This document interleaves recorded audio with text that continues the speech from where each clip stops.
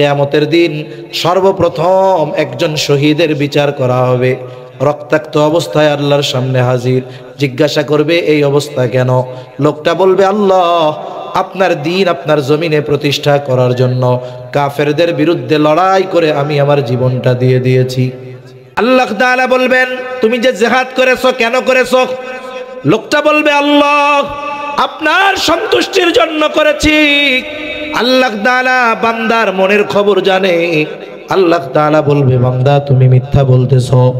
আমি জানি তুমি জিহাদ করেছো যাতে করে দুনিয়ার মানুষ তোমার বীরত্বের প্রশংসা করে, তোমাকে বীর বলে, বাহাদুর বলে। বান্দা যে উদ্দেশ্যে জিহাদ করেছো দুনিয়ায় তুমি তা পেয়ে গেছো।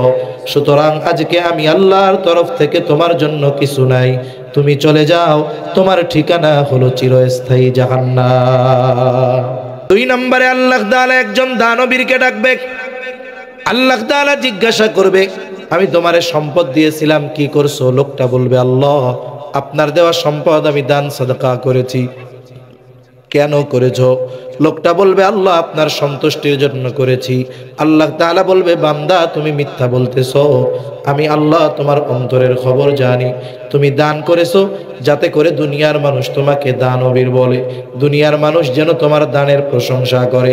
এই দুনিয়ায় অনেক মানুষ আছে প্রশংসা পাওয়ার জন্য দান করে, আছে না নাই? আল্লাহ তাআলা বলবে, বান্দা তুমি যে উদ্দেশ্যে দান করেছো দুনিয়ায় তুমি তা পেয়ে গেছো। আজকে আমি আল্লাহর তরফ থেকে কিছু নাই, তুমি চলে যাও, তোমার ঠিকানা হলো জাহান্নাম। এরপরে একজন কারি সাহেবকে ডাকবে, না আলেমকে ডাকবে। জিজ্ঞাসা করা হবে, কি ব্যাপার, ইলম শিখছো কেন? কোরআন কেন শিখেছো? লোকটা বলবে, আল্লাহ আপনার সন্তুষ্টির জন্য শিখেছি। আল্লাহ তাআলা বলবে, বান্দা তুমি মিথ্যা বলতেছো। আমি আল্লাহ তোমার অন্তরের খবর জানি। তুমি ইলম শিখেছো, কোরআন শিখেছো যাতে করে দুনিয়ার মানুষ তোমাকে আলেম বলে, হাফেজ বলে, তোমার তিলাওয়াতে যেন তারা বাহবা দেয়, তোমার বয়ান শুনে যেন বাহবা দেয়, তোমার যেন শাইখুল হাদিস বলে, মুফাসসিরে কোরআন বলে। যে উদ্দেশ্যে ইলম অর্জন করেছো দুনিয়ায় তুমি তা পেয়ে গেছো। আজকে আমি আল্লাহর তরফ থেকে তোমার জন্য কিছু নাই, তুমি চলে যাও, তোমার ঠিকানা হলো চিরস্থায়ী জাহান্নাম। এত বড় বড় আমল আল্লাহর সন্তুষ্টির জন্য না করার কারণে কোনো দাম নাই। আল্লাহ তাআলা কোরআনুল কারীমের মধ্যে জানায় দেন, এই যে আমরা দুনিয়ায় যে আমলগুলো করি সব আমল আল্লাহর সামনে হাজির করা হবে। আল্লাহ তাআলা বলেন, ওয়াকাদিমনা ইলা মা আমিলু মিন আমালিন ফাজআলনাহু হাবাআম মানসুরা। আমরা যেই আমলগুলো করি ওই আমলগুলো আল্লাহর সামনে হাজির করা হবে। কার সামনে? জোরে কর। বলেন তো, ওই আমলগুলো যদি আল্লাহর জন্য না হয়, মানুষের জন্য হয়, আল্লাহ তাআলা কি বুঝতে পারবেন কি পারবেন না? কোন আমল যদি জাল আমল হয় আল্লাহ তাআলা ধইরা ফেলতে পারবে। দেখেন, একজন লোক গেছে ব্যাংকে 1 লক্ষ টাকার বান্ডিল নিয়া, ওই বান্ডিলের মধ্যে 20টা ঢুকায় দিছে জাল টাকার নোট। এখন ব্যাংকের মধ্যে যেই মেশিন আছে ওই মেশিন শুধু টাকা গোনে তা না, টাকা জাল হইলেও ধরতে পারে কি পারে না? এইবার মেশিনের মধ্যে দিয়া দিছে, একটু পরে কিরে মেশিন সিগন্যাল দিছে, জাল টাকা বের করছে। চিন্তা করে অনাকাঙ্ক্ষিত একটা হয়েই যাইতে পারে। কিন্তু বলেন তো, পরপর যখন দেখবে 20-25টা জাল নোট, সন্দেহ আসবে কি আসবে না? প্রথম বিষয়, বলেন তো এই জাল নোটগুলো কি পুনরায় গ্রাহককে ফেরত দেওয়া হবে নাকি? হবে না। ব্যাংক ওইটাকে পাঞ্চ মেশিন দিয়া ছিদ্র কইরা বাতিল বলে গণ্য করবে। দ্বিতীয় অবস্থা কি হবে? তল দিয়া ফোন দিবে পুলিশে, তাড়াতাড়ি একটা ফোর্স পাঠান, আমার এই জায়গায় জাল টাকার কারবারি পাওয়া গেছে। ও পিছনে ঘুরতে ঘুরতে দেখবে পুলিশ আইসা কয় অ্যারেস্ট হিম। ঠিক কিনা বলেন? তাহলে টাকা যদি জাল হয়, 1 নম্বরে টাকা বাতিল, 2 নম্বরে জাল টাকা বহন করার কারণে শাস্তি হয়। আমল যদি আল্লাহর জন্য না হয় ওই আমলটাও জাল আমল হয়। জাল টাকা কি হয়? বলে প্রথম ওইটাকে ধ্বংস করা হয়। আল্লাহ বলেন আমলটা আমি ধ্বংস করব। কেমনে? বলে আমি ওটাকে আল হাবা উল মানসুরে পরিণত করব। হাবা উল মানসুর কাকে বলে? নিশ্চিহ্ন ধুলায় পরিণত করা হবে। আমরা এখন এখানে কোনো ধুলাবালি দেখি না, কিন্তু বাস্তবতা হলো এই জায়গা দিয়েও ধুলাবালি উঠতেছে, কিন্তু দেখা যায় না। ঠিক কিনা গণ? এমন ধুলি কণায় আল্লাহ পরিণত করবে কেমন যেন সে কোনো আমলই করে নাই। আবার কেন শাস্তি দেওয়া হবে? কেন? বলে ইবাদতের একমাত্র হকদার হলেন আল্লাহ। এখন যদি কেউ ইবাদত মানুষকে দেখানোর জন্য করে, এটা শিরকের একটা প্রকার। মানুষকে দেখাইয়া আমল করছে, জাল আমল, বাতিল। ইবাদতের হকদার আল্লাহ, মানুষকে দেখানোর জন্য যখন করছে, হক নষ্ট হইল কার? এখন এই কারণে শাস্তি হিসাবে তার জাহান্নাম। এই জন্য ইবাদত কবুলের প্রথম এবং প্রধান শর্ত হলো ঈমান তো আছেই, এরপরে যেই প্রথম এবং প্রধান শর্ত হলো আমলটা আমাকে আপনাকে করতে হবে একমাত্র যার সন্তুষ্টির জন্য, তিনি কে? আল্লাহ তাআলার কোনো আদেশ মান্য করব। এক কথায় আমরা যদি দ্বীনের উপরে নিজেদেরকে পরিচালিত করি, এই দ্বীন মেনে চলার কারণে শুধু উপকার আখিরাতে হবে, বিষয়টা এমন নয়। বরং আল্লাহ সুবহানাহু ওয়া তাআলা তার হুকুম আহকাম মেনে চলার কারণে, ভালো কাজ করার কারণে দুনিয়ায়ও আল্লাহ তাআলা কিছু প্রতিদান দিবেন। তবে বাস্তবতা হলো কোনো ভালো কাজের পূর্ণ প্রতিদান আল্লাহ তাআলা দুনিয়াতে দেনও না, দেওয়া সম্ভব নয়। আবার যারা মন্দ কাজ করে, খারাপ কাজ করে, তাদের এই খারাপ কাজের, পাপাচারের পরিপূর্ণ শাস্তি আল্লাহ তাআলা দুনিয়ায় দেন না, অল্প কিছু দেন। তবে এই মন্দ কাজের পরিপূর্ণ প্রতিদান আল্লাহ তাআলা দিবেন আখিরাতে। অনুরূপভাবে যারা নেকের কাজ করে, ভালো কাজ করে, তাদের এই ভালো কাজের প্রতিদানও আল্লাহ তাআলা পরিপূর্ণভাবে দিবেন আখিরাতে। এ কথা আল্লাহ তাআলা কোরআনুল কারীমের মধ্যেই বলেছেন, ওয়া ইন্নামা তুওয়াফাউনা উজুরাকুম ইয়াউমাল কিয়ামা। কিয়ামতের দিন মানুষকে তার কর্মের পূর্ণ প্রতিদান দেওয়া হবে। মোট কথা হলো কিয়ামতের দিন মানুষকে তার দুনিয়ার কর্মের পূর্ণ প্রতিদান দেওয়া হবে। কেউ যদি ভালো কাজ করে, ভালো কাজের পূর্ণ প্রতিদান দেওয়া হবে আখিরাতে। কেউ যদি মন্দ কাজ করে, তাহলে এই মন্দ কাজের পূর্ণ প্রতিদানও আল্লাহ তাআলা দিবেন কখন? আখিরাতে। বলে দুনিয়ায় যা দিবেন এটা অতি সামান্য। দুনিয়ায় যা দিবেন সেটা কি? অতি সামান্য। তাহলে প্রথম বিষয়টা যেটা বললাম, আলোচনা করলাম যে আল্লাহ তাআলা যে কোনো কাজের প্রতিদান দুনিয়াতে কিছু দেন, তবে পরিপূর্ণ আখিরাতে দেন। আল্লাহ সুবহানাহু ওয়া তাআলা ইবাদতের প্রতিদান দেওয়ার ক্ষেত্রে কোনো তারতম্য করেন নাই, কম বেশি করেন নাই, বৈষম্য করেন নাই। তবে নারী এবং পুরুষদের মাঝে সৃষ্টিগত এবং শরীয়তের কিছু মাসালাগত তফাত আছে। তবে ইবাদতের প্রতিদানের ক্ষেত্রে কোনো তারতম্য নাই। যেমন সৃষ্টিগত পার্থক্য কি? বলে প্রথমত একটা বিষয় হলো, মৌলিকভাবে যদি হিসাব করা হয়, নারী এবং পুরুষের মূল বিষয়টা কিন্তু এক। যেমন আল্লাহ তাআলা কোরআনুল কারীমের মধ্যে বলেন, ইয়া আইয়ুহান নাসুত্তাকু রাব্বাকুমুল্লাযী খালাকাকুম মিন নাফসিন ওয়াহিদা। আল্লাহ রাব্বুল আলামিন বলেন, হে মানব সম্প্রদায়, ইত্তাকু রাব্বাকুম, তোমরা তোমাদের রবকে ভয় করো। কোন রব? আল্লাযী খালাকাকুম মিন নাফসিন ওয়াহিদা, যিনি তোমাদেরকে একটি প্রাণ থেকে সৃষ্টি করেছে। নারী হোক আর পুরুষ হোক, আল্লাহ সুবহানাহু ওয়া তাআলা আমাদের কয়টি প্রাণ থেকে সৃষ্টি করেছেন? এক প্রাণ থেকে। সেই এক প্রাণ হলো হযরত আদম আলাইহিস সালাতু ওয়াস সালাম। মানুষের মৌলিক যে জিনিস, এই দেহ, এই স্ট্রাকচার, এটা মানুষের মূল না। মানুষের মূল হলো তার রূহ। মানুষের মূল কি? জবান খুলে বলেন। মানুষের মূল হলো তার রূহ। এই রূহ হলো আসল। রূহ অবিনশ্বর, রূহের কোনো ধ্বংস নাই। আল্লাহ সুবহানাহু ওয়া তাআলা রূহ সৃষ্টি করার পর থেকে নিয়ে এই রূহ শুধু স্থান পরিবর্তন করে, স্থান পরিবর্তন করে। এজন্য একটা মানুষ যখন মারা যায়, আমাদের অঞ্চলেও মসজিদের মাইকে এলান দেওয়া হয়, অমক এলাকার অমক আজ বিকাল 5 ঘটিকায় ইন্তেকাল করিয়াছে, বলে কি বলে না? ইন্তেকাল শব্দের অর্থ হলো স্থানান্তরিত হওয়া। তার মানে ওই ব্যক্তির ব্যাপারে বলা হয় যে তিনি স্থানান্তরিত হয়েছেন। মূলত কি স্থানান্তরিত হলো? বলে আমাদের রূহটা আলমে দুনিয়া থেকে আলমে বরজখে স্থানান্তরিত হয়েছে। এখন আল্লাহ তাআলার নির্দেশ হলো রূহ। আল্লাহ সুবহানাহু ওয়া তাআলা এই দিক থেকে নারী পুরুষকে একজনের থেকেই আল্লাহ বের করেছেন। হাদিসের মধ্যেও আসছে, আল্লাহ সুবহানাহু ওয়া তাআলা আদম আলাইহিস সালামকে সৃষ্টি করেছেন মাটি থেকে, আমাদেরকে সৃষ্টি করেছেন আদম আলাইহিস সালাম থেকে।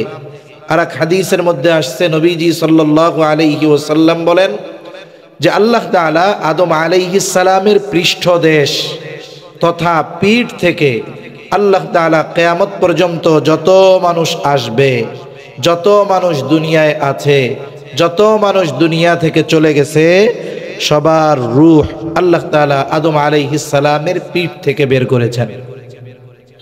তাহলে এই দৃষ্টিকোণ থেকে নারী পুরুষ এরা সবাই একজনের থেকে বাহির হলো। তবে এই গঠন দেওয়ার ক্ষেত্রে আল্লাহ তাআলা একটা সিস্টেম নির্ধারণ করেছেন। সিস্টেমটা কি? আল্লাহ সুবহানাহু ওয়া তাআলা আদম আলাইহিস সালাতু ওয়াস সালাম থেকে তার জোড়া হাওয়া আলাইহিস সালামকে সৃষ্টি করেছেন। এরপরে কি করেছেন? বলে এই দুইজনের মাধ্যমে আল্লাহ সুবহানাহু ওয়া তাআলা পৃথিবীব্যাপী নারী এবং পুরুষের বিস্তার আল্লাহ তাআলা ঘটিয়েছেন। এখন এই যে স্ট্রাকচার আমাদের দেহ, সৃষ্টিগতভাবে নারী এবং পুরুষের মধ্যে দৈহিক গঠনের কিছু পার্থক্য আছে। যেমন একটা নারী সন্তান ধারণে সক্ষম, পুরুষ সন্তান ধারণে সক্ষম নয়।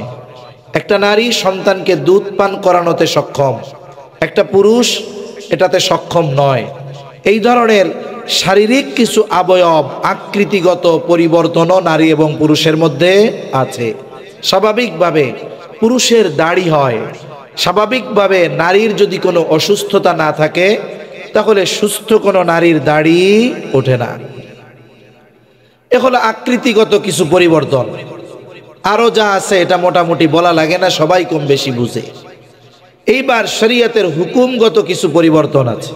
যেমন একটা মেয়ে যখন প্রাপ্তবয়স্কা হয়, বালেগা হয়, বালেগা হওয়ার পর থেকে নিয়ে আল্লাহ তাআলার একটা নিজাম, 50-55 বছর পর্যন্ত এই মহিলার বা এই মেয়েটার প্রতি মাসে 3 থেকে 10 দিন একটা অসুস্থতা থাকে। বলে এই অসুস্থতা যখন তার থাকে, এই অসুস্থতাকালীন সময় আল্লাহ তাআলা তার জন্য নামাজকে মাফ করে দিয়েছেন। সুবহানাল্লাহ। আরেকটা কি, যেটা নিয়ে ইসলাম বিদ্বেষীরা সবচাইতে বেশি ইসলামের উপরে আঘাত করে, তারা বলতে চায় সম্পদ বন্টনের ক্ষেত্রে ইসলাম নারীদেরকে ঠকিয়েছে, পুরুষদেরকে জিতিয়েছে। নাউজুবিল্লাহ বলেন। আপনারা কথা মনে হয় বুঝেন নাই, কথা বুঝতে পারছেন?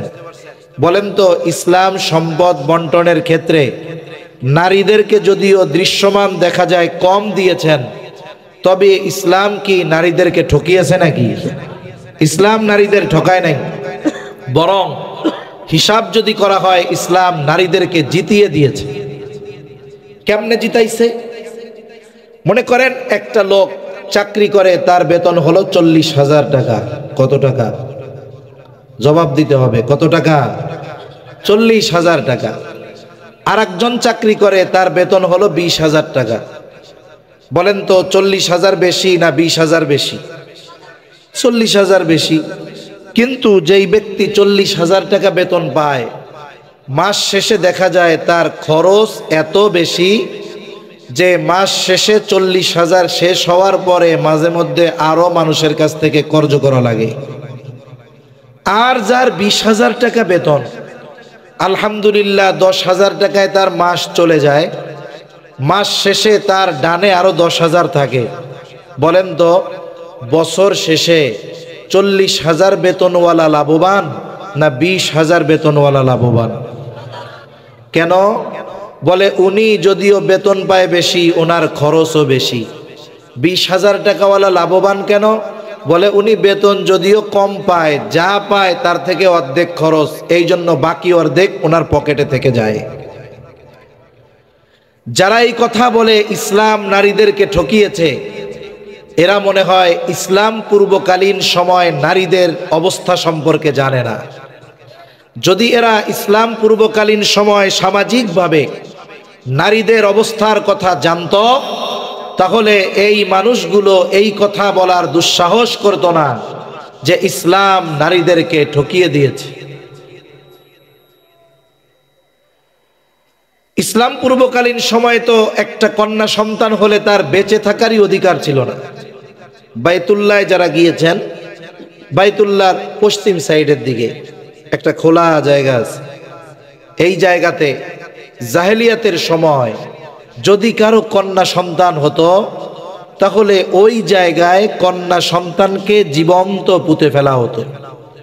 এমনকি কোরআনুল কারীমের মধ্যে আল্লাহ তাআলা জানিয়ে দিয়েছেন, ওয়াইদা বুশিরা আহাদুহুম বিল উনসা যাল্লা ওয়াজহুহু মুসওয়াদ্দা ওয়া হুয়া কাযীব। হায়রে, যখন কাউরে সুসংবাদ দেওয়া হইতো যে তোমার একটা কন্যা সন্তান হইছে, ওর চেহারা তখন আর হাস্য উজ্জ্বল থাকতো না। ওর চেহারাটা আমাদের বাংলার মানে উপমা দিয়ে বলি, চেহারাটা কড়াইয়ের কালির মতো হয়ে যাইত। ও যতক্ষণ না ওই কন্যা সন্তানকে জীবন্ত পুঁতে ফেলতে পারতো, ততক্ষণ ওর মনে শান্তি আসতো না। কন্যা সন্তান হওয়াকে সে নিজের সম্মানের জন্য হানিকর মনে করত। কন্যা সন্তান হওয়াকে সে নিজের জন্য লজ্জার কারণ মনে করত।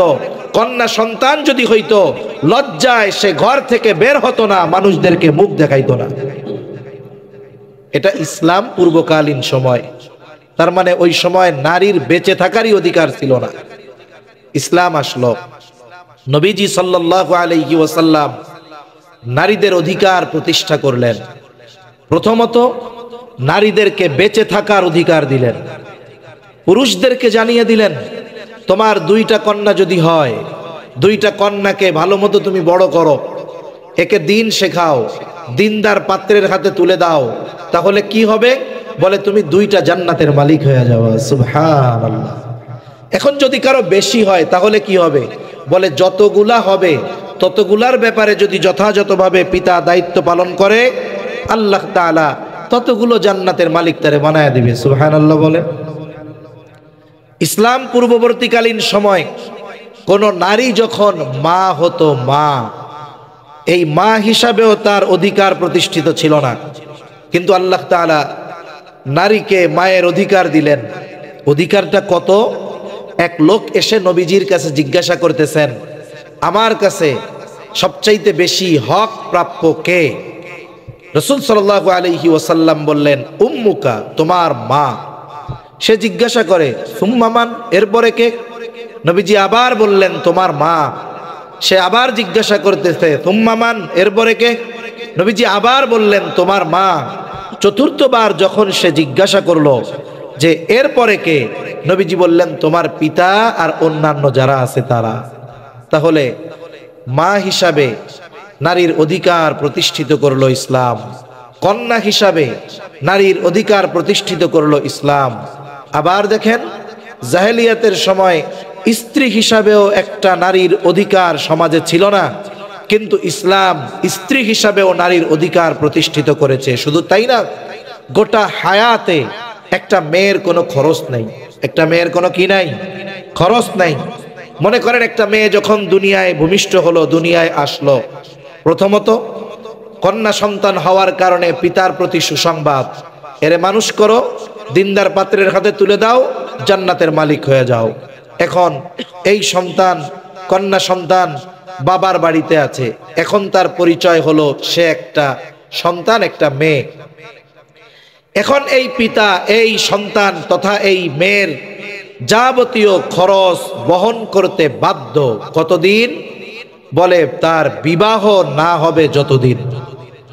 বিবাহ যদি 20 বছরে হয় 20 বছর পর্যন্ত, 25 বছরে হলে 25 বছর পর্যন্ত, 30 বছরে হলে 30 বছর পর্যন্ত, যদি 35 বছরেও বিবাহ না হয়, বলেন তো ওই পিতা 35 বছর পর্যন্ত ওই কন্যার খরচ বহন করতে বাধ্য কি বাধ্য নয়? বাধ্য। কিন্তু একটা ছেলে যদি হয়, ছেলের ক্ষেত্রে কি হবে? বলে একটা পিতা ছেলের খরচ বহন করতে বাধ্য ততদিন, ছেলে নাবালেগ থাকবে যতদিন। একটা ছেলে সর্বোচ্চ কয় বছরে বালেগ হয়? হাদিসের মধ্যে আসছে আহাদ্দুল বুলুগ, বালেগ হওয়ার সর্বশেষ সময়সীমা হলো 15 বছর। কত বছর? জোরে বলেন, আরো জোরে, কত বছর? 15 বছর। এই যে গতকাল না পরশুদিন ঢাকার কেরানীগঞ্জে চুনুকুটিয়ায় একটা ব্যাংক ডাকাতির ঘটনা ঘটছে। অনেকে হয়তো জানেন, অনেকে হয়তো জানেন না। এরা কি করছে? খেলনা পিস্তল নিয়ে গেছে আর কি ডাকাতি করতে। যারা গেছে একজনের বয়স 18-র কোঠায়, আর একজনের বয়স 16-র কোঠায়। কিন্তু এদের অপরাধ অনুযায়ী এদেরকে শাস্তি দেওয়া যাবে না। কেন? বলে সরকারের বালেগ হওয়ার নির্ধারিত সময় হলো 18 বছর। এখন এদেরকে ধরা হবে কিশোর। তার মানে এখন এদের এই অপরাধের যেই শাস্তি হওয়া দরকার সেই শাস্তি তাদের দেওয়া হবে না। কেন? বলে এরা এখনো বালেগ হয় নাই, প্রাপ্তবয়স্ক হয় নাই। এই কারণে সরকার ঘোষিত সময় 18 বছর বালেগ হওয়ার হতে পারে, কিন্তু ও বিষয় একদিকে রাখেন।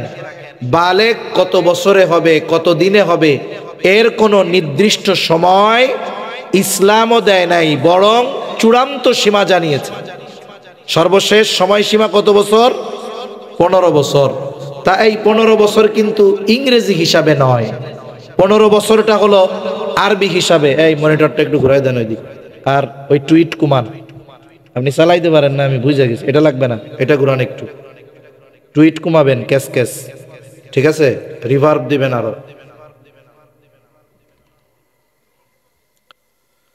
তাহলে বালেগ হওয়ার সর্বশেষ সময়সীমা আরবি হিসাবে 15 বছর। তাহলে আরবি হিসাবে যদি 15 বছর হয়, ইংরেজি হিসাবে যদি 15 বছর হয়, আরবি হিসাবে কত দিন হয়? প্রতি বছর হিসাবে 15 10 150, প্রায় 6 মাসের কাছাকাছি বাদ, 5 মাস বাদ। তাহলে ইংরেজি হিসাবে একটা ছেলের যখন 14 বছর 7 মাস হয়ে যাবে, একে আর নাবালক বলার মতো কোনো সুযোগ নাই। সে আরো আগেও বালেগ হইতে পারে, 14 বছরে হইতে পারে, 13.5 বছরে হইতে পারে, 13 বছরেও হয়ে যেতে পারে। এখন একটা ছেলে যখন বালেগ হয়ে যাবে, ধরেন তার 14 বছর বা 15 বছরই ধরলাম। এখন এই ছেলের 15 বছর হওয়ার পরে তার পিতা যদি তাকে বলে যে বাবা তুমি এখন তো বালেগ হয়ে গেছো, আজকে থেকে আমি তোমার কোনো খরচ দিতে পারবো না, তোমার প্রাইভেটের টাকা দিতে পারবো না, তোমার টিউশনির টাকা দিতে পারবো না, তুমি, আমি অসুস্থ, আমারে উপার্জন করে খাওয়াও, তোমার খরচ আমি দিতে পারবো না। বলেন তো ছেলে বালেগ হয়ে যাওয়ার পরে এই কথা বলার অধিকার পিতার আছে না নাই? আছে। কেন? সন্তান ছেলে বালেগ হয়ে যাওয়ার পরে তার খরচ বহন করতে পিতা বাধ্য নয়। কিন্তু মেয়ের ক্ষেত্রে বালেগ হলে কি বলবে যে তুমি, আমি তোমাকে আমি আর খাওয়াইতে পারবো না? এ কথা বলার অধিকার বাবার আছে? বিবাহ হইতেছে না, বাপ কি বলতে পারবে? তোমার বিবাহ হয় না কেন? আমি তোমারে আর খাওয়াইতে পড়াইতে পারবো না। তার মানে দেখেন, বাবার ঘরে মেয়ের যতদিন না বিবাহ হবে ততদিন পর্যন্ত মেয়ের খরচ দিতে বাবা বাধ্য। আর ছেলের ব্যাপারে বাবা বাধ্য কতদিন? বলে ছেলে নাবালক থাকবে যতদিন। এখন বুঝে থাকলে বলেন, বাবার ঘরে ছেলে জিতলো না মেয়ে জিতলো? মেয়ে জিতে গেছে। এরপরে মেয়েটার জন্য একটা সম্বন্ধ আসছে, ছেলে দেখতে আসছে। ছেলে খুব স্মার্ট, উচ্চ শিক্ষিত, চেহারাও অনেক সুন্দর, সব কিছু ঠিক আছে। ছেলে ও মেয়ে পছন্দ করেছে, মেয়েও ছেলেরে পছন্দ, মেয়ের বাড়ির সবার ছেলেকে পছন্দ। এখন বিবাহের আগে ছেলে একটা কথা বলতেছে যে দেখেন আমারও আপনাদেরকে পছন্দ হয়েছে, আমাকেও আপনাদের পছন্দ হয়েছে, আমি এই বিবাহে রাজি, তবে একটা শর্ত আছে। কি শর্ত? যে আপনার মেয়েকে বা আপনাদের মেয়েকে আমি বিবাহ করব, শর্ত হলো তার যত খরচপত্র আছে, খাদ্য, বস্ত্র, চিকিৎসা, বাসস্থান, এই সমস্ত খরচ আপনাদের বহন করতে হবে। বলেন তো, এই প্রস্তাব যদি কোনো ছেলে কোনো মেয়ের বাবাকে দেয়, মেয়ে যদি কালো হয়, মেয়ে যদি খোড়াও হয়, মেয়ে যদি বোবাও হয়, বলেন তো ওই বাপ ওই সুদর্শন ছেলের সাথে মেয়ে বিবাহ দিবে? বরং এই প্রস্তাব যদি এই জায়গায় কেউ দেয়, আগে তারে ধরে পিটানি দিবে। ঠিক কিনা কর? যে বিবাহ করতে আসছো আর তুমি বিবাহ করবে আর খরচ চালামো আমি, বেটা ভাগ এখান থেকে। তার মানে একটা ছেলে তো এই বিবাহের ব্যাপারে কবুল বলে তখন, এর আগে ওই মেয়ের খাদ্য, বস্ত্র, চিকিৎসা, বাসস্থান সহ মৌলিক যত চাহিদা আছে সব কিছু পূরণ করার প্রতিশ্রুতিবদ্ধ হয়ে এরপরে সে কবুল বলতে পারে। ঠিক কিনা কর? এখন মেয়েটা কোথায় গেল? স্বামীর ঘরে। বলেন তো স্বামীর ঘরে যাওয়ার পরে তার সব খরচ চালাতে বাধ্য কে? স্বামী। আল্লাহ না করুন কারো ব্যাপারে যদি এমনটা হয়ে যায় যে মেয়েটার বিবাহ হয়েছিল, মেয়েটা ওই বাড়িতে সংসার করতে পারে নাই। আমাদের সামাজিক কিছু রোগ আছে, নিম্ন মন মানসিকতা আছে আমাদের। যেমন কারো যদি বিবাহ বিচ্ছেদ হয়, কোনো মেয়ে যদি তালাক প্রাপ্ত হয়, একতরফা ভাবে আমরা তালাকের জন্য ওই মেয়েটাকে দোষারোপ করতে থাকি। এটা ঠিক নয়। বিবাহ বিচ্ছেদ অনেক সময় মেয়ে নয়, অন্য কারণেও হতে পারে। যেমন আমাদের দেশে অনেক দিনদার বাবা আছে, মেয়েটাও দিনদার, বাপও দিনদার, কিন্তু বিবাহ দেওয়ার সময় যখন কোনো মালদারের পক্ষ থেকে প্রস্তাব আসে, দিনদার বাবা তখন আর দিন টোকায় না, তখন মাল টোকায়। কথা ভুল বললাম নাকি? আছে না এরকম অনেক বাবা? এখন যদি কেউ বলে ভাই আপনি দিনদার, আপনার মেয়েটাও আলেমা দিনদার, আপনি এরকম একজন বদ্দিনের সাথে বিয়া দিলেন কেন? অসুবিধা নাই, টাকা পয়সা আছে তো ঠিক হয়ে যাবে। এখন মনে করেন ওই মেয়েটা চট্টগ্রাম শহরে থাকে, স্বামীর ডুপ্লেক্স বাড়ি আছে, খুব আলিশান বাড়ি। এখন ওই মেয়েটা ওই বাড়িতে গিয়ে দেখে যে তার স্বামী এবং স্বামীর পরিবারের মধ্যে দিনের কোনো বালাই নাই। স্বামী পরনারীতে আসক্ত, স্বামী মাদকাসক্ত, প্রতিদিন রাতে ওই বাড়িতে মদের আসর বসায়, এমনকি স্বামী তাকে জোরাজুরি করে, তার বন্ধুদের সামনে তার চেহারা অনাবৃত করে বন্ধুদের সামনে নিয়ে যেতে চায়। বলেন তো এই রকম একটা বাড়িতে যতই আলিশান ব্যবস্থা থাকুক না কেন, একজন দিনদার মেয়ের জন্য ওই বাড়িটা ছোটখাটো জাহান্নামের মতো হয়ে যাবে কি যাবে না? এখন মেয়ে সংসার করতে পারে নাই, বিবাহ বিচ্ছেদ হয়ে গেছে, আবার বাবার বাড়িতে আসছে। আমাদের সমাজের সমস্যা কি?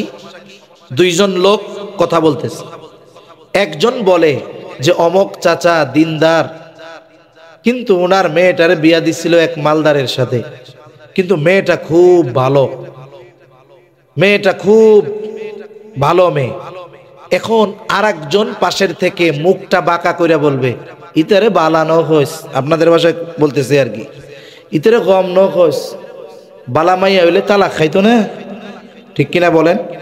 কি বলে যে ভালো মেয়ে যদি হইতো তাহলে তো স্বামীর ঘর করতে পারতো, ভালো মেয়ে হইলে কি তালাক খাইতো? এখন বলেন তো এই মেয়েটা যে তালাক প্রাপ্তা বা বিবাহ বিচ্ছেদ হয়েছে, এই জন্য কি মেয়েটার কোনো দোষ আছে? দোষ নাই। এজন্য এই বিষয়টা আমরা খেয়াল রাখবো।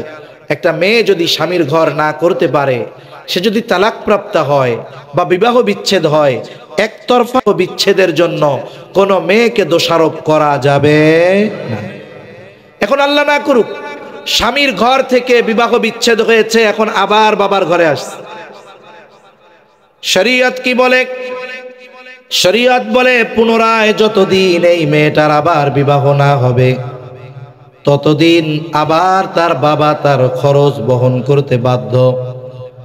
আর যদি তার সংসার জীবন ভালো মতো চলে, আল্লাহ তাআলা তাকে সন্তান দান করলেন, স্বামী ইন্তেকাল করলেন, এখন ছেলেরা আছে।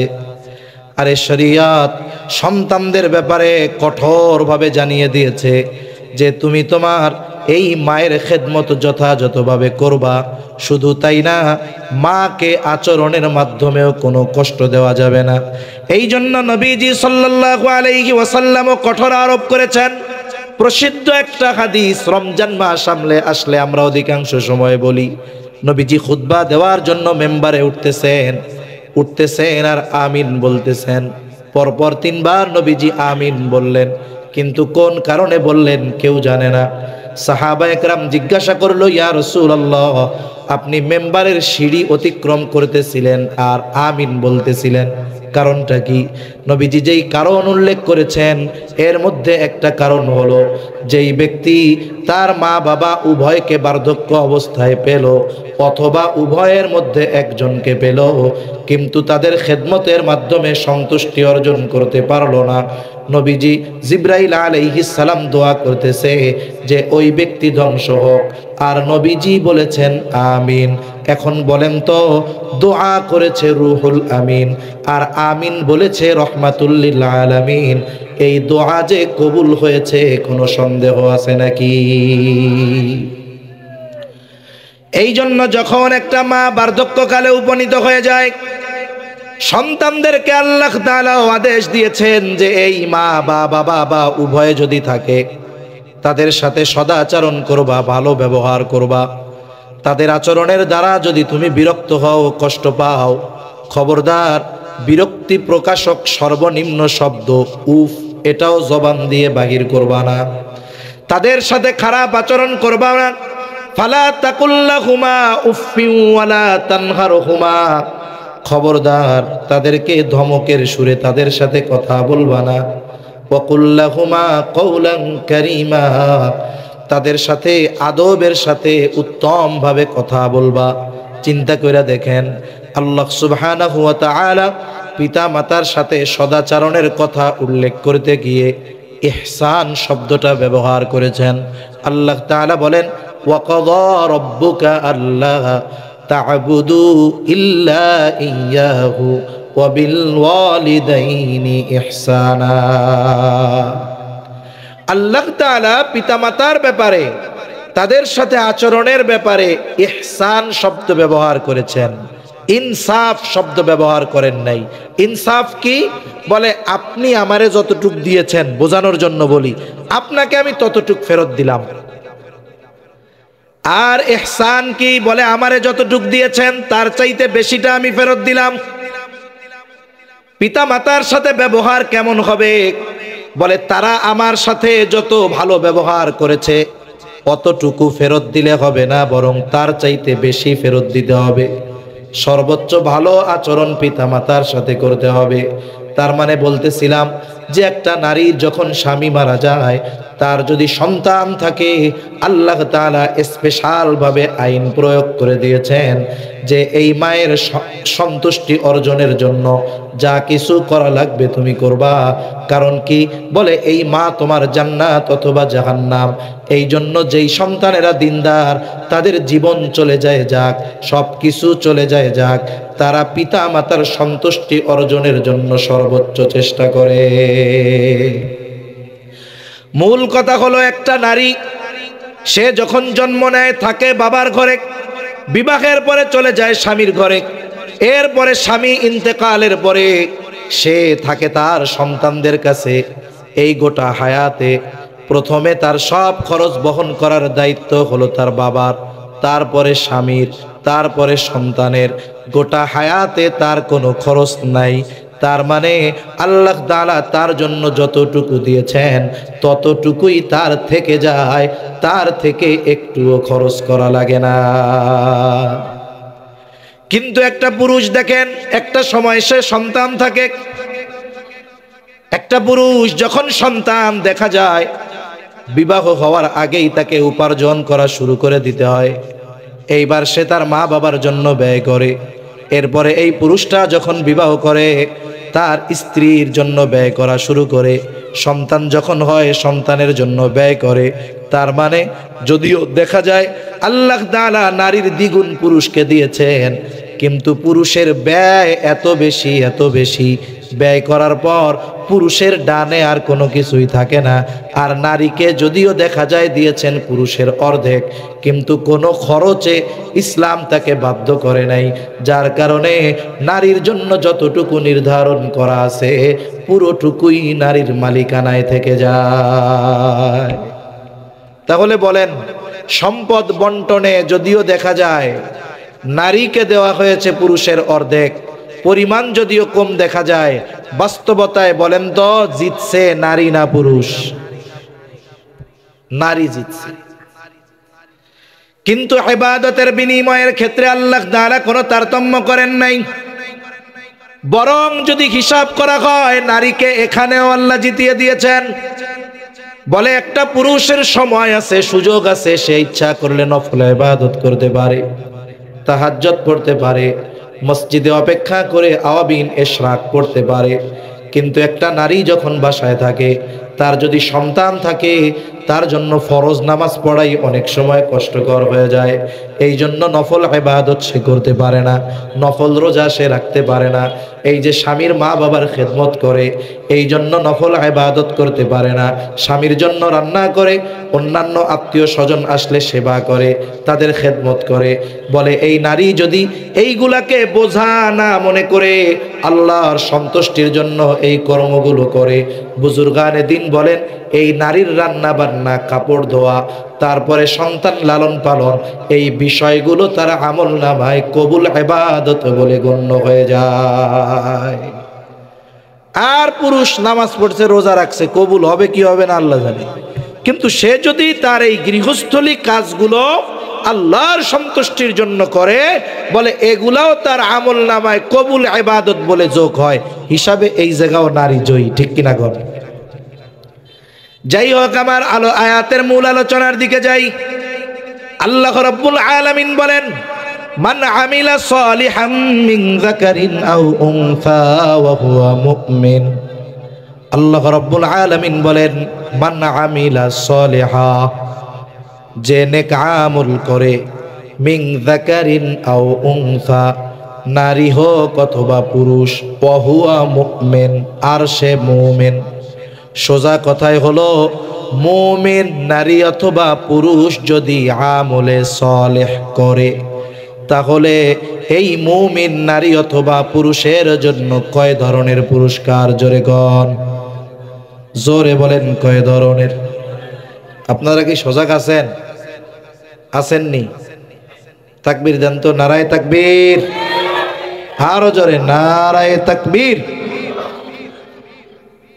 মোটামুটি একটু মনে হয়েছে ঘুম ভাঙছে আপনারা নারায়ে তাকবীর দেন না, ওই পাশ দিয়া টঙ্গীর মাঠে নারায়ে তাকবীর কইয়া হুজুর কই পিড়ে সাইজ করে ফেলতেছে।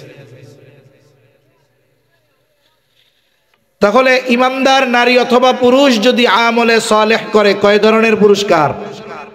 জোরে বলেন কয় ধরনের? আমি ইমানের ব্যাপারে আলোচনায় যাব না, আমি আমলে সালেহের বিষয় নিয়ে কয়েকটা কথা আপনাদের সাথে একটু মুযাকারা করব। প্রথম বিষয় হলো, ঈমান তো সবচাইতে দামি এক সম্পদ। বলে ঈমান যদি না থাকে, কোনো ভালো কাজ আল্লাহ তাআলার কাছে আখিরাতে প্রতিদান পাওয়ার যোগ্য বলে বিবেচিত হয় না।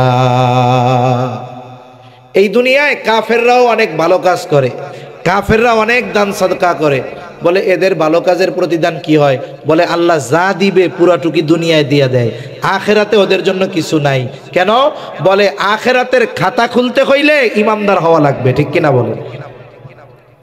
আর ইমানদার যদি নেক আমল করে, দুনিয়ায়ও কিছু দেয়, আখেরাতে আল্লাহ পরিপূর্ণ দেন। এই জন্য আমার আপনার আমলগুলোকে যদি আখেরাতে প্রতিদান পাওয়ার যোগ্য হিসাবে গড়ে তুলতে হয়, ঈমান লাগবেই লাগবে, এটা কম্পালসারি শর্ত, লাগবেই লাগবে। সাথে সাথে এই ঈমানটাকে আমরা শিরিক মুক্ত রাখবো, কারণ শিরিক মুক্ত ঈমান এটা যদি না থাকে, ঈমান যদি ত্রুটি বিচ্যুতি হয়, ঈমানের মধ্যে যদি ত্রুটি বিচ্যুতি থাকে, দেখা যাবে আমার আমলগুলো আল্লাহ তাআলার কাছে গ্রহণযোগ্য হবে না। এই জন্য আমাদের ঈমানকে ত্রুটি মুক্ত রাখার জন্য সর্বপ্রথম জরুরি যেই কাজটা, সেটা হলো সকল ধরনের শিরিক থেকে বেঁচে থাকা। এখন আপনি শিরিক থেকে বেঁচে আছেন। সম্ভবত তাফসীরে রুহুল মাআনির মধ্যে আসছে, কথা জেহেনে আসলো তাই বলি। কিয়ামতের দিন এক লোক আল্লাহর সামনে হাজির হবে, এর কোনো আমল নাই, একেবারে এ টু জেড কোনো আমল নাই। আল্লাহ সুবহানাহু ওয়া তাআলা শুধুমাত্র এই ব্যক্তির আমল কি বলে, ও কোনোদিন আল্লাহর সাথে শিরিক করে নাই, শুধুমাত্র এই কারণে আল্লাহ তাআলা কিয়ামতের দিন তারে মাফ করে দিবে। সুবহানাল্লাহ। আল্লাহ তাআলাও বলছে, ইন্নাল্লাহা লা ইয়াগফিরু আন ইউশরাকা বিহি ওয়া ইয়াগফিরু মা দুনা যালিকা লিমান ইয়াশা। হায়রে, কেউ যদি আল্লাহর সাথে শিরিক না করে, এই শিরিক ব্যতীত বাকি যত গুনাহ আছে আল্লাহ তাআলা যদি চান গুনাহগুলো মাফ করে দিবেন, কিন্তু শিরকের গুনাহ করে তাওবা করে না, আল্লাহ তাআলা গুনাহগুলো ক্ষমা করবে না। এই জন্য আমার আপনার আমলটা যদি আসলেও কাজে লাগাতে হয়, আমাকে আপনাকে শিরিক মুক্ত ঈমানের অধিকারী হতে হবে। এখন ঈমানটা শিরিক মুক্ত, ঈমানটা খাঁটি। নবীজিও বলেন, আখলিস দীনাকা ইয়াকফিকাল আমালুল কলিল। নবীজি বলেন, তোমার ঈমান খাঁটি করো, অল্প আমল নাজাতের জন্য যথেষ্ট হয়ে যাবে। এখন ঈমান খাঁটি বলে নেক আমল করো। আল্লাহ তাআলা এই জায়গায় আমলে সালেহ বলেছেন, আমলে সালেহ সৎকর্ম, নেক আমল। এখন বিষয় হলো, বুজুর্গানে দিন বলেন, একটা মানুষ নামাজ পড়লেই তার নামাজ আল্লাহর কাছে কবুল হয় না, তার মানে আমল করলেই সেটা সৎ আমল হয় না। বরং কিছু শর্তের আলোকে যদি মানুষ আমল করে, ওই আমল অল্প যদি হয়, ওই আমলগুলো যিনি কবুল করে নেন তিনি কে? এখন আমি আপনি আমার আপনার আমল যদি আল্লাহর কাছে কবুল করাতে চাই, এক নাম্বার যেই জিনিসটা লাগবে, বলে আমি আপনি যেই আমল করি না কেন, একমাত্র আল্লাহ তাআলাকে দেখানোর জন্য করতে হবে। দুনিয়ার মানুষকে দেখানোর জন্য যদি কেউ আমল করে, ওই আমল নাজাতের কারণ তো হবেই না, বরং পরকালে শাস্তির কারণ হয়ে দাঁড়াবে। প্রসিদ্ধ হাদিস আমরা সকলেই জানি, নবীজি জানায়া দিয়েছেন, আবু হুরায়রা রাদিয়াল্লাহু তাআলা আনহু থেকে বর্ণিত, কিয়ামতের দিন সর্বপ্রথম একজন শহীদের বিচার করা হবে। রক্তাক্ত অবস্থায় আল্লাহর সামনে হাজির, জিজ্ঞাসা করবে এই অবস্থা কেন?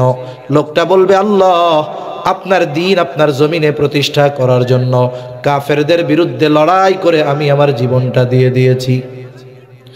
আল্লাহ তাআলা বলবেন, তুমি যে জিহাদ করেছো কেন করেছো? লোকটা বলবে, আল্লাহ আপনার সন্তুষ্টির জন্য করেছি। আল্লাহ তাআলা বান্দার মনের খবর জানে। আল্লাহ তাআলা বলবে, বান্দা তুমি মিথ্যা বলতেছো, আমি জানি তুমি জিহাদ করেছো যাতে করে দুনিয়ার মানুষ তোমার বীরত্বের প্রশংসা করে, তোমাকে বীর বলে, বাহাদুর বলে।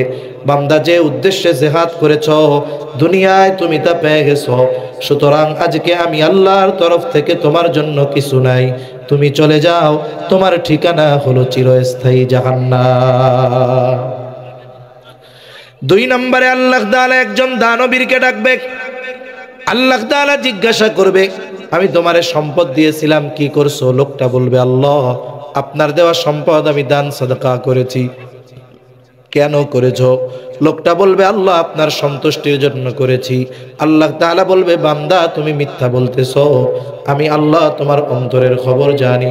তুমি দান করেছো যাতে করে দুনিয়ার মানুষ তোমাকে দানবীর বলে, দুনিয়ার মানুষ যেন তোমার দানের প্রশংসা করে। এই দুনিয়ায় অনেক মানুষ আছে প্রশংসা পাওয়ার জন্য দান করে, আছে না নাই? আমাদের ঢাকার পাশে একটা জেলা, এক মাদ্রাসার মুহতামিম বলতেছে, বলে হুজুর দুঃখের কথা কি বলবো, এক আল্লাহর বান্দা মোটা অঙ্কের একটা অ্যামাউন্ট পাঠাইছে মাদ্রাসার জন্য। বড় প্রোগ্রাম, দেশের শীর্ষস্থানীয় উলামা একরাম আমার মাহফিলে আসে, হাজার হাজার মানুষের উপস্থিতি। উনি আমারে চিরিকুটের মধ্যে লেখা দিছে, এই টাকাটা মাদ্রাসায় দিলাম, কিন্তু আপনি প্রধান বক্তা যখন বয়ান শুরু করবে তার আগে নামটা ঘোষণা দিয়া কইয়া দিয়েন। এখন হুজুরের ব্যস্ততায় আর বলতে মনে নাই। এইবার মাদ্রাসার রিসিট কাইটা ওনারে রিসিট দিয়া দিছে, এই যে রিসিট। উনি কয় রিসিট লাগবে না, আমার টাকা ফেরত দেন। বলে কেন? বলে আপনারে কইছিলাম প্রধান বক্তার আগে আপনি নামটা ঘোষণা দিয়ে দিবেন, দেন নাই কেন? এই জন্য আমার টাকা ফেরত দিয়ে দেন। এইরকম আল্লাহর বান্দাও দুনিয়ায় আছে। 2 বছর আগে যশোর এলাকায়, যশোর বলে একজন দাঁড়াইছে মেম্বারিতে, দেখবেন যখন কেউ নির্বাচন করবে এই সময় খুব দান সাদকা করে বেশি, ঠিক কিনা বলে? মসজিদে মসজিদে গড়ে বেশি, মাদ্রাসায় যায় বেশি। কারণ এদেশের মানুষ যারা ক্ষমতায় আসে ওরা ইসলামের বিরোধিতা করলেও নির্বাচনের সময় ঠিকই চিন্তা করে। ইনু মেনন এরাও নির্বাচনের সময় টুপি লাগাইয়া সালাম আলাইকুম দিত আর কি, ঠিক কিনা কন? ওরা তো আর শুদ্ধভাবে সালাম দেয় না, কি কইতো? সালাম আলাইকুম। এই যে নাস্তিক, এই কমিউনিস্ট, এরাও টুপি মাথায় দিত কেন? কয় এদেশের মানুষের অন্তরে যে দ্বীনের প্রতি মোহাব্বত আছে ওরা বুঝে, ঠিক কিনা কন? এরপরে দুর্ভাগ্যক্রমে ওই মেম্বার হইতে পারে নাই, এক মসজিদে দিয়েছিল ফ্যান, খোঁজ পাইছে ওই এলাকার কেউ ভোট দেয় নাই, আস্তে কইরা মসজিদ থেকে ফ্যান খুলে নিয়ে আসছে। চিন্তা কইরা দেখেন এইরকম দানবীরও আমাদের দেশে আছে না নাই? আল্লাহ তাআলা বলবে, বান্দা তুমি যে উদ্দেশ্যে দান করেছো দুনিয়ায় তুমি তা পেয়ে গেছো। আজকে আমি আল্লাহর তরফ থেকে কিছু নাই, তুমি চলে যাও, তোমার ঠিকানা হলো জাহান্নাম। এরপরে একজন কারি সাহেবকে ডাকবে না, আলেমকে ডাকবে, জিজ্ঞাসা করা হবে কি ব্যাপার, ইলম শিখছো কেন, কোরআন কেন শিখেছো? লোকটা বলবে আল্লাহ আপনার সন্তুষ্টির জন্য শিখেছি। আল্লাহ তাআলা বলবে, বান্দা তুমি মিথ্যা বলতেছো, আমি আল্লাহ তোমার অন্তরের খবর জানি। তুমি ইলম শিখেছো, কোরআন শিখেছো যাতে করে দুনিয়ার মানুষ তোমাকে আলেম বলে, হাফেজ বলে, তোমার তিলাওয়াতে যেন তারা বাহবা দেয়, তোমার বয়ান শুনে যেন বাহবা দেয়, তোমার যেন শাইখুল হাদিস বলে, মুফাসসিরে কোরআন বলে। যে উদ্দেশ্যে ইলম অর্জন করেছো দুনিয়ায় তুমি তা পেয়ে গেছো। আজকে আমি আল্লাহর তরফ থেকে তোমার জন্য কিছু নাই, তুমি চলে যাও, তোমার ঠিকানা হলো চিরস্থায়ী জাহান্নাম। এত বড় বড় আমল আল্লাহর সন্তুষ্টির জন্য না করার কারণে কোনো দাম নাই। আল্লাহ তাআলা কোরআনুল কারীমের মধ্যে জানায় দেন, এই যে আমরা দুনিয়ায় যে আমলগুলো করি সব আমল আল্লাহর সামনে হাজির করা হবে। আল্লাহ তাআলা বলেন, ওয়াকাদিমনা ইলা মা আমিলু মিন আমালিন ফাজআলনাহু হাবাআম মানসুরা। আমরা যেই আমলগুলো করি ওই আমলগুলো আল্লাহর সামনে হাজির করা হবে। কার সামনে? জোরে কর। বলেন তো ওই আমলগুলো যদি আল্লাহর জন্য না হয় মানুষের জন্য হয়, আল্লাহ তাআলা কি বুঝতে পারবেন কি পারবেন না? কোন আমল যদি জাল আমল হয় আল্লাহ তাআলা ধইরা ফেলতে পারবে। দেখেন একজন লোক গেছে ব্যাংকে 1 লক্ষ টাকার বান্ডিল নিয়া, ওই বান্ডিলের মধ্যে 20টা ঢুকায় দিছে জাল টাকার নোট। এখন ব্যাংকের মধ্যে যেই মেশিন আছে ওই মেশিন শুধু টাকা গোনে তা না, টাকা জাল হইলেও ধরতে পারে কি পারে না? এইবার মেশিনের মধ্যে দিয়ে দিছে, একটু পরে কিরে মেশিন সিগন্যাল দিছে, জাল টাকা বের করছে। চিন্তা করে অনাকাঙ্ক্ষিত একটা হয়েই যাইতে পারে। কিন্তু বলেন তো পরপর যখন দেখবে 20-25টা জাল নোট, সন্দেহ আসবে কি আসবে না? প্রথম বিষয় বলেন তো এই জাল নোটগুলো কি পুনরায় গ্রাহককে ফেরত দেওয়া হবে নাকি? হবে না। ব্যাংক ওইটাকে পাঞ্চ মেশিন দিয়া ছিদ্র কইরা বাতিল বলে গণ্য করবে। দ্বিতীয় অবস্থা কি হবে? তল দিয়া ফোন দিবে পুলিশে, তাড়াতাড়ি একটা ফোর্স পাঠান, আমার এই জায়গায় জাল টাকার কারবারি পাওয়া গেছে।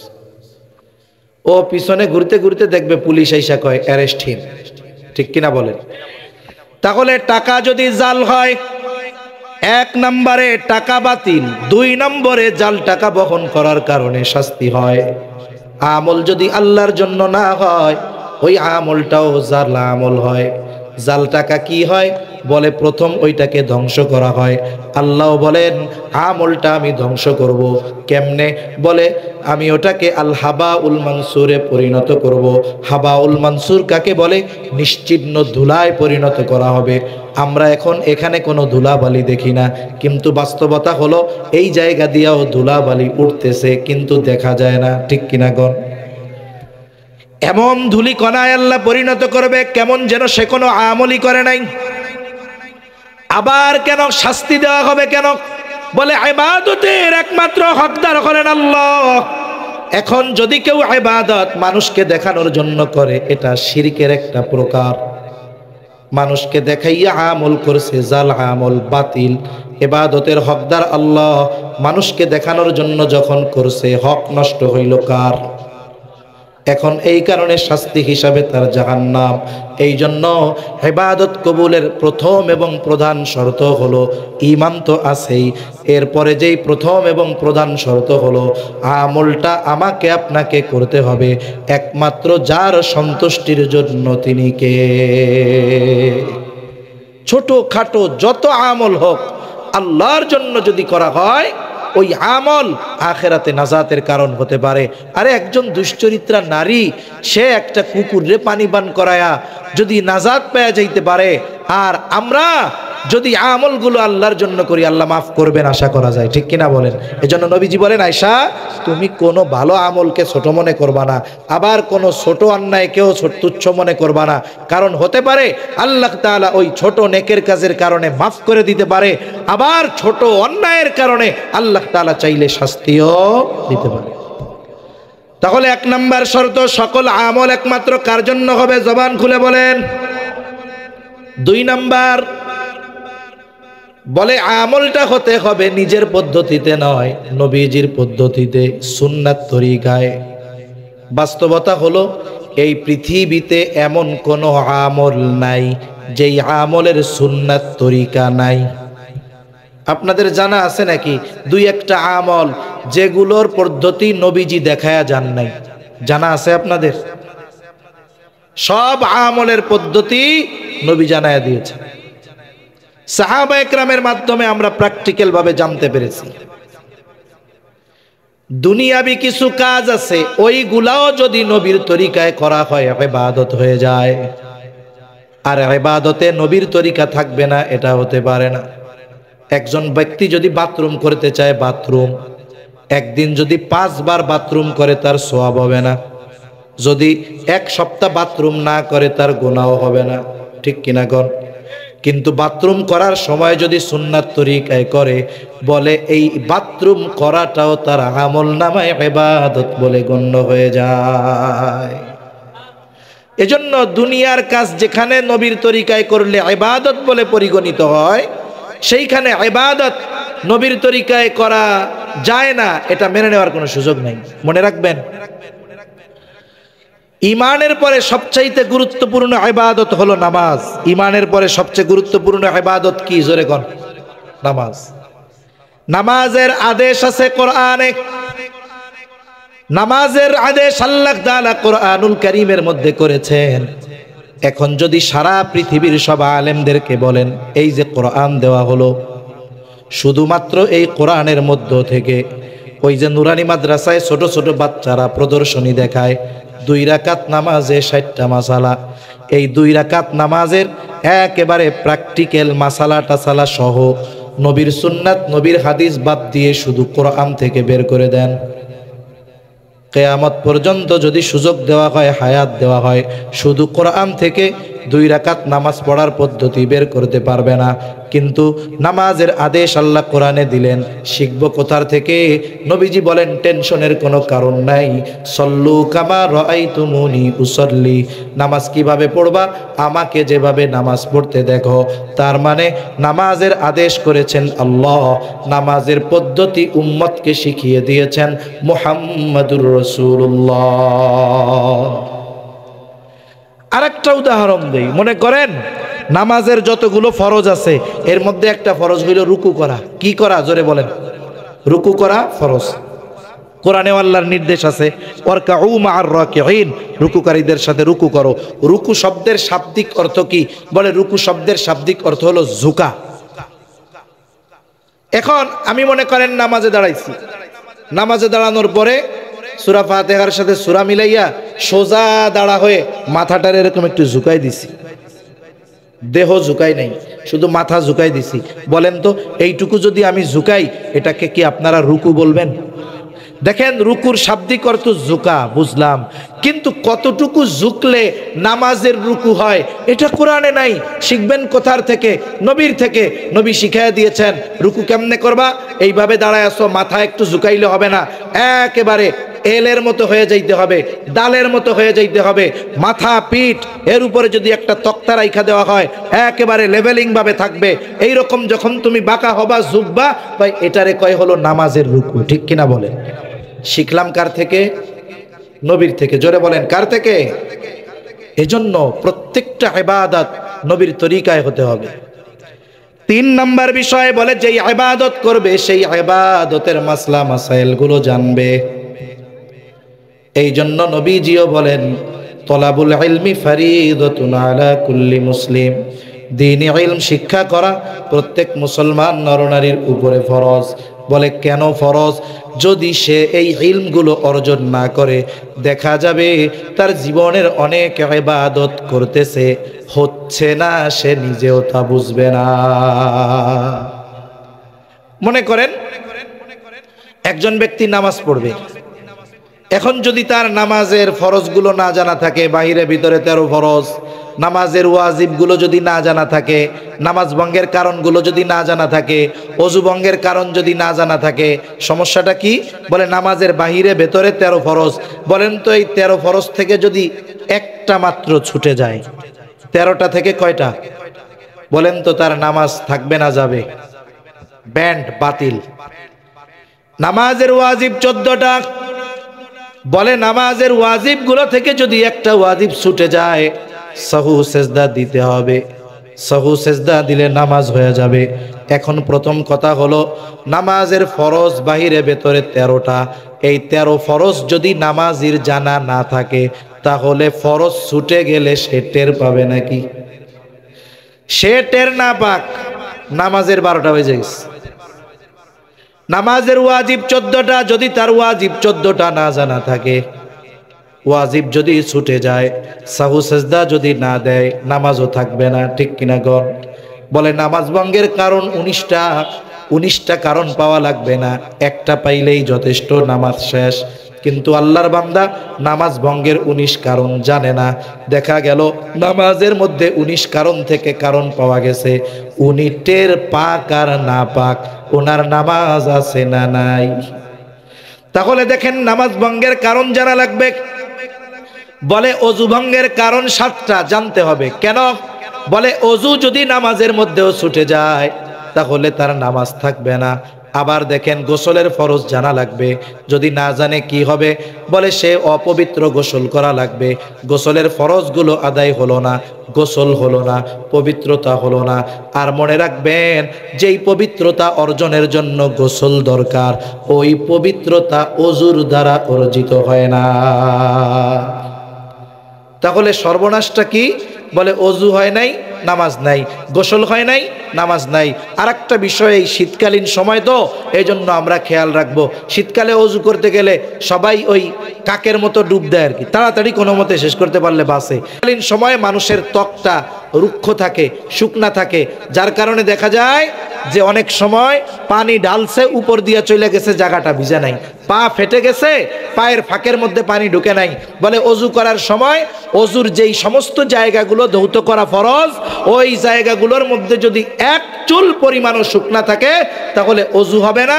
অজু হইল না তো পবিত্রতা হলো না, পবিত্রতা হলো না তো মক্কা শরীফ গিয়া নামাজ পড়লেও কাজ হবে না। এজন্য মাসালা মাসাইল জানার দরকার আছে না নাই? যারা মাদ্রাসায় পড়ে তারা মাদ্রাসা থেকে জানবে।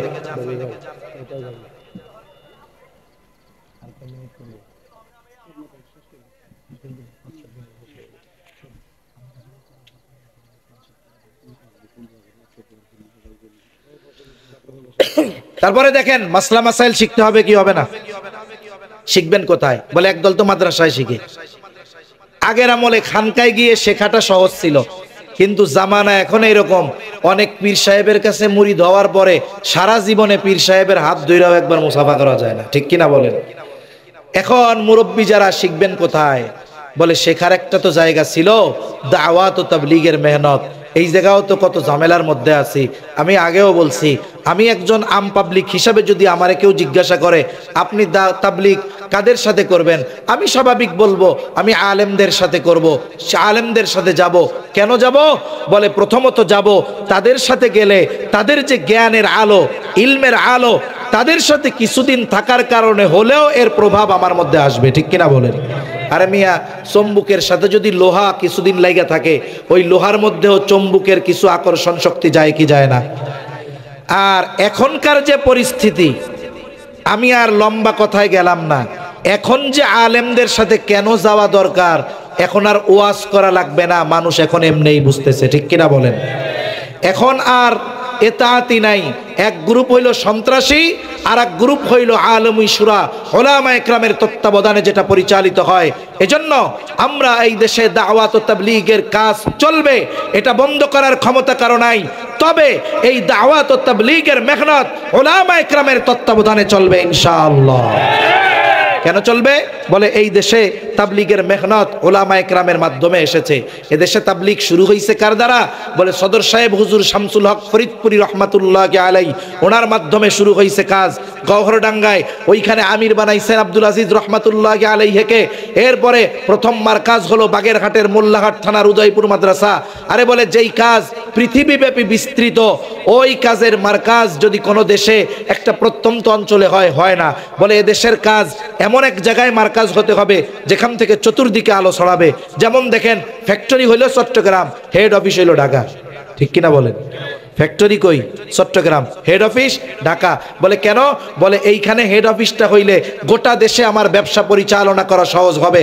তাহলে মার্কাজ যদি কেন্দ্রবিন্দু ঢাকায় হয়, দাওয়াতের কাজ করা সহজ হবে। এরপরে পরামর্শ করে বাংলাদেশে সর্বপ্রথম 1966 সালে ওই যে কাকরাইল, ওই জায়গায় প্রথম ইজতেমা হয়, এরপরে ওইখানে ওই যে মার্কাজ হলো।